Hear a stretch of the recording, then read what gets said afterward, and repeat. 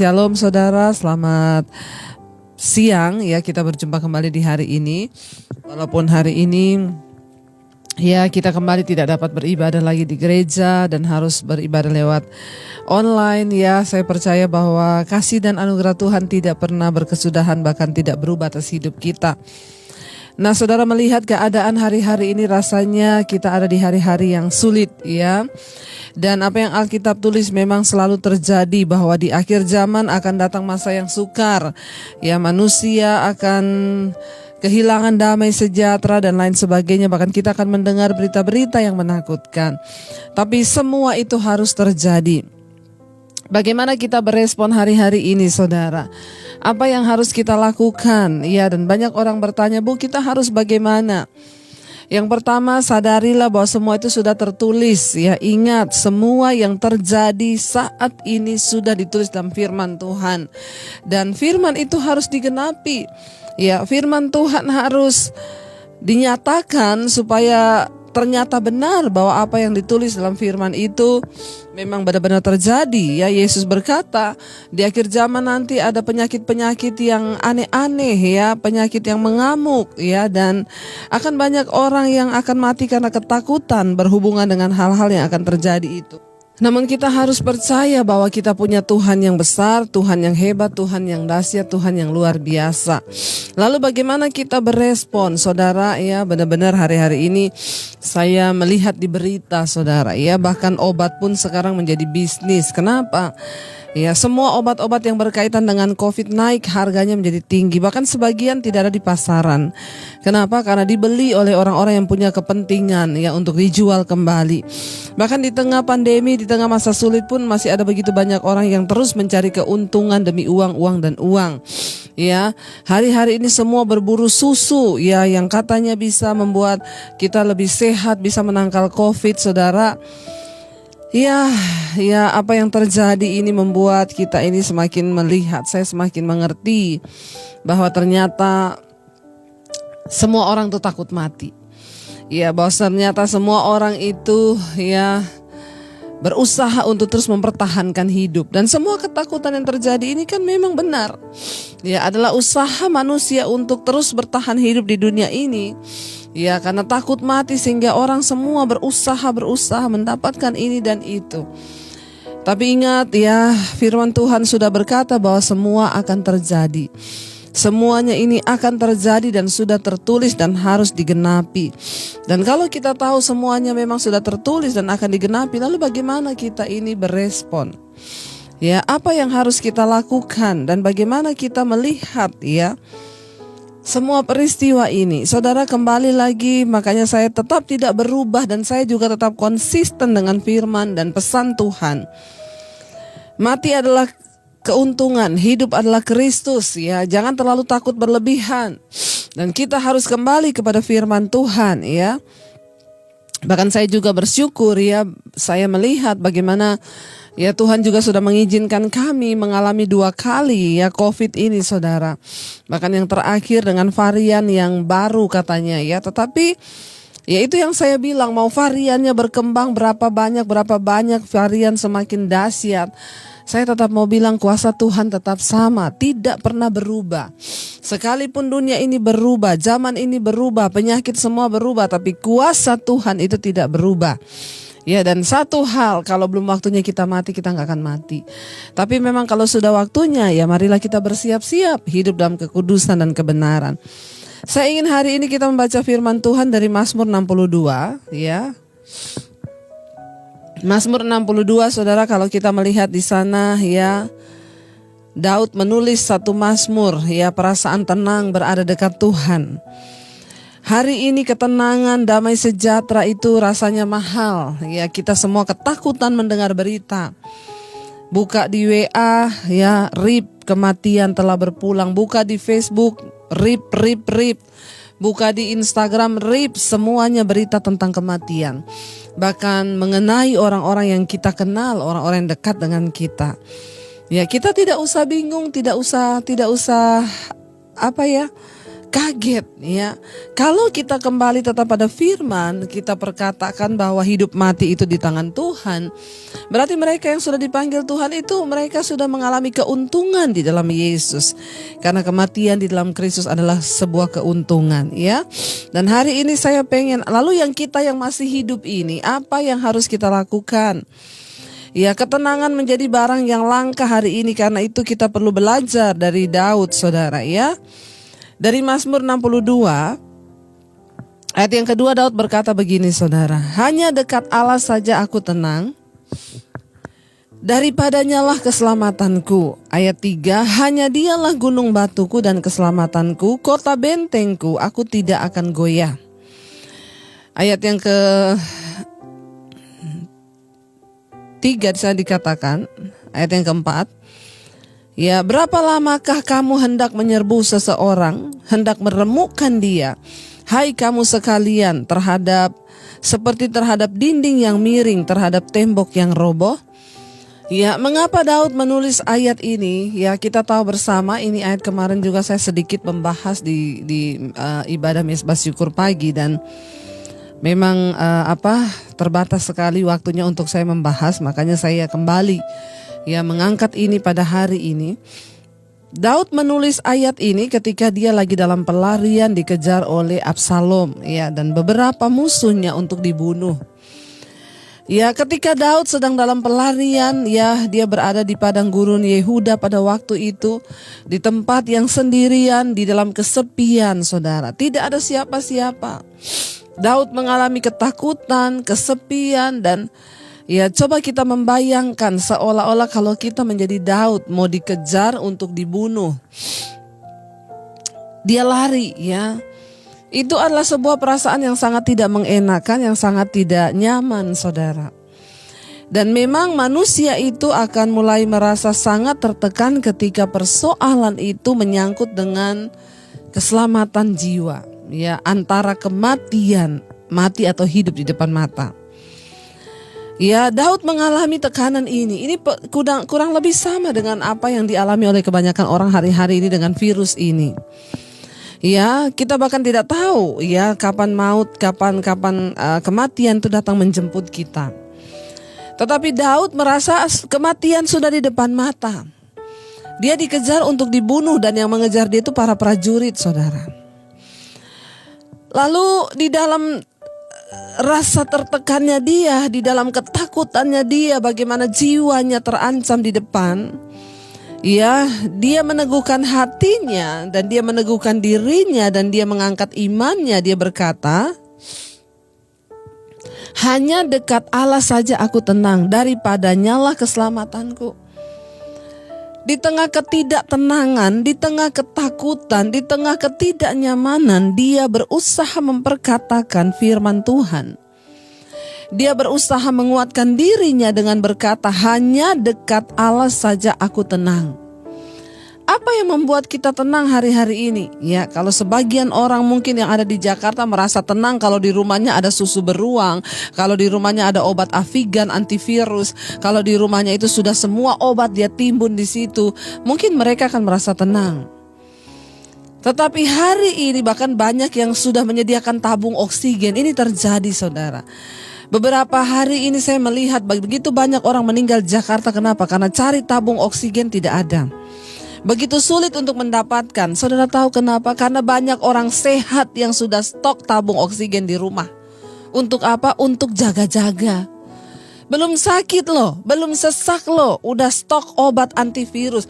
Itu obat tabung kan bisa dipakai untuk orang yang sedang kritis di rumah sakit. Ya, itu semua kan bisa digunakan, bisa dipakai untuk orang-orang yang sedang kritis. Kalau yang sehat juga sudah memborong tabung oksigen, yang sehat sudah memborong obat antivirus, terus yang sakit ya makanya banyak. Akhirnya ya inilah, saudara, di tengah kesulitan masih banyak orang yang ya tidak punya iman, sehingga mereka merasa mereka tenang kalau di rumah itu sudah ada obat antivirus segudang, sudah ada tabung oksigen berapa banyak. Sorry, engkau melupakan Tuhan yang pegang kendali atas hidupmu. Walaupun engkau sediakan tabung oksigen berapa ratus biji di rumahmu, kalau memang Tuhan udah mau ambil nyawamu, gak ada guna, pasti mati. Tapi kalau belum waktunya mati, ya tidak akan mati. Tapi mari kita menyadari, saudara, Daud di tengah ketakutan, di tengah ketidaktenangan, di mana dia mau dibunuh, sebentar lagi mungkin dia pikir kematian akan mendatanginya. Karena udah gak ada pengharapan buat Daud, berharap pada manusia atau perlindungan yang lain. Gak ada.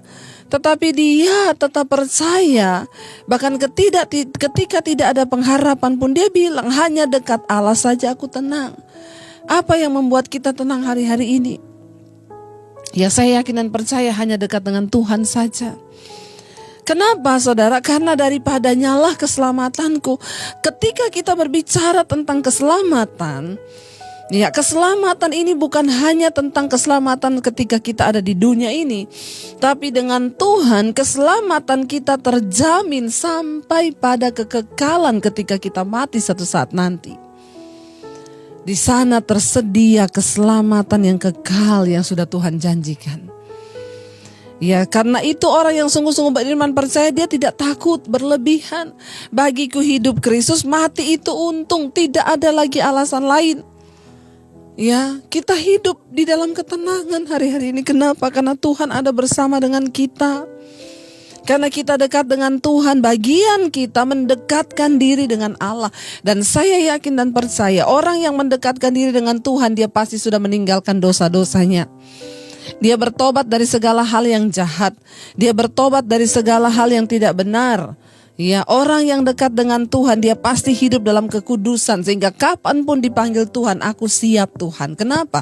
Karena kita hidup dalam kebenaran dan kekudusan. Sebab barang siapa yang bergaul karib dengan Allah, maka Tuhan memberikan, mengimpartasinya kekudusannya juga dalam hidup kita. Apa yang membuat kita tenang hari-hari ini? Melihat keadaan yang seperti ini, mari kita mau berkata, hanya dekat Tuhan saja kami tenang. Tidak ada yang lain. Ya, hanya dialah gunung batuku dan keselamatanku, kota bentengku, aku tidak akan goyah. Ya, mari kita mau berkata hari-hari ini, kami tidak goyah Tuhan. Mau keadaan seperti apapun, tidak akan kami goyah. Tidak akan kami takut. Karena kami berbeda dengan dunia ini. Kami adalah orang-orang yang sudah ditebus dan dimenangkan di dalam Kristus. Ya, Daud bertanya, ya bahkan dia bilang, berapa lamakah kamu hendak menyerbu seseorang, hendak meremukkan dia?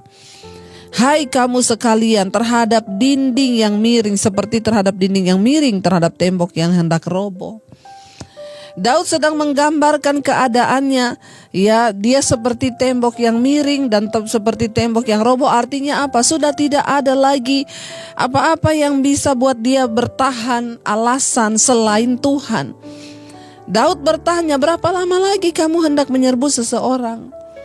Kita juga hari-hari ini sedang bertanya, berapa lama lagi keadaan seperti ini, ketidaknyamanan. Kita harus terpaksa diam di rumah. Berapa lama lagi pandemi ini akan terjadi? Berapa lama lagi kami harus ada dalam keadaan ini? Seolah-olah kematian terus mengejar. Ya, dengar baik saudara. Tapi Daud tetap meneguhkan hati. Dia berkata pada ayat-ayat yang selanjutnya, hanya dekat Allah saja aku tenang. Hanya pada Tuhan saja aku tenang. Jadi dengan kata lain Daud mau bilang, mau dimanapun, entah dia di padang gurun, entah dia dalam pelarian, entah keadaannya ketakutan sekalipun, dia berkata, hanya dekat Tuhan saja aku tenang. Karena itu hari-hari ini mari dekatkan dirimu pada Tuhan saudara. Ya, jangan cari yang lain. Bukan karena kita punya obat antivirus yang banyak di rumah sehingga kita tenang. Bukan karena kita punya tabung oksigen yang banyak di rumah jadi kita tenang. Enggak. Mari kita taruh iman dan pengharapan kita hanya kepada Kristus. Itu yang pertama, dekatkan diri dengan Tuhan. Ya, taruh iman kita hanya kepada Tuhan hari-hari ini. Percaya sungguh kepada Tuhan. Yang kedua, apa yang harus kita lakukan hari-hari ini saudara? Ya, bagaimana saudara kita bisa menang menghadapi segala situasi yang sulit hari-hari ini?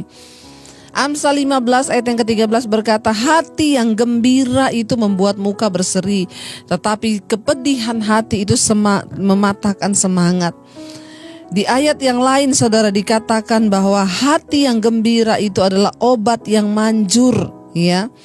Tetapi semangat yang patah itu mengeringkan tulang. Ya, kita melihat di sini saudara, firman Tuhan berkata bahwa hati yang gembira ya itu adalah obat. Kalau kita lihat di dalam Amsal 17 ayat 22 ya. Hati yang gembira adalah obat yang manjur, tetapi semangat yang patah itu mengeringkan tulang. Apa yang bisa membuat hari-hari ini kita bisa bertahan di tengah keadaan yang sulit? Ya, mari tetap jaga sukacita yang dari Tuhan. Jangan sampai hari-hari ini engkau kehilangan sukacita yang dari Tuhan.